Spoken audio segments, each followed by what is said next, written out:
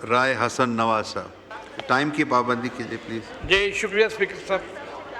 जनाब मेरी 3 अमेंडमेंट्स थी, तीनों काश्तकारों के बारे में हैं। एक तो ये है कि सेल टैक्स में छूट देने की एक लिस्ट दी गई है, तो इसमें काश्तकारों की जो इस्तेमाल की मशीनरी है, हार्वेस्टर और दीगर, इनको शामिल नहीं किया गया।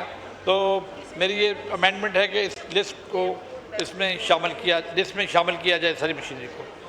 दूसरा, टैक्स में जो छूट देने के लिए बहुत सारी चीज़ें रखी गई हैं, बहुत सारे इसमें जो मशीनरी के लिए या जदीद टेक्नोलॉजी, ज़रूरी टेक्नोलॉजी के लिए जो इन्वेस्टमेंट की जाती है उसमें टैक्स में छूट दी जाए। और तीसरा, 2 लाख रुपए का कैप रखा गया है कैश निकलवाने पर, उसके बाद टैक्स लगेगा।